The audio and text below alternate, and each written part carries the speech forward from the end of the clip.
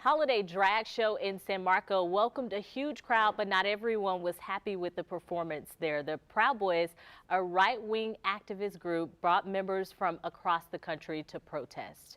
We go to On Your Side, Zach Wilcox, who was at that protest. And Zach, what was it like there?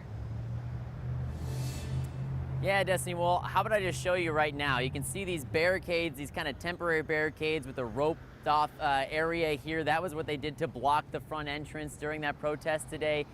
There were concerns that perhaps it could be an armed protest, but it wound up not being the case, and everything went over really peacefully here, and was able to get some video inside as they started that event today, despite having the protest going on right out here on the property in front of Tepey's.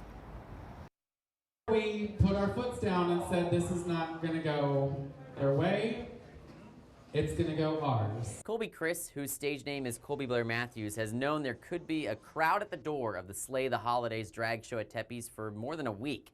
Chris had received messages from several of the Proud Boys saying their biggest concern is that the show is open to all ages. You condone little kids coming into a place like this? The protesters weren't limited to Proud Boys. St. Augustine pastor Doug Russo was there on behalf of his congregation. It's the fact that they're allowing children into this place where there's going to be drag queens and homosexuality, a bar. I mean, everything that's against raising a nice family. I also asked the group of protesters carrying pride flags if they'd like to share their perspective, but none wanted to do an interview. Chris says they decided not to add any age restrictions, saying the costumes and songs would be appropriate, and they don't want to limit people coming to a public venue if they choose.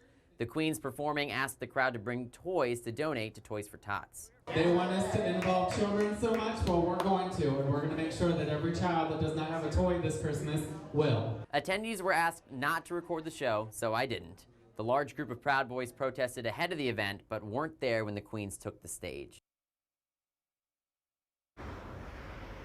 Now, there were also about a half a dozen JSO cruisers here keeping everything peaceful, and some cops as well on bikes. And I asked the owner here at Tepey's if he paid for that service or if they just showed up there. Earlier this week when I was reporting on this story, he said he was going to have to pay hourly for those officers to be here, but in fact they did actually just show up here to provide their services. And this is something that they do, this drag brunch. They do this once a month here at Tepey's. I've never had this large of a protest ever before, so we'll have to see what happens next month when they do another drag brunch. In San Marcos, Zach Wilcox, First Coast News, On Your Side.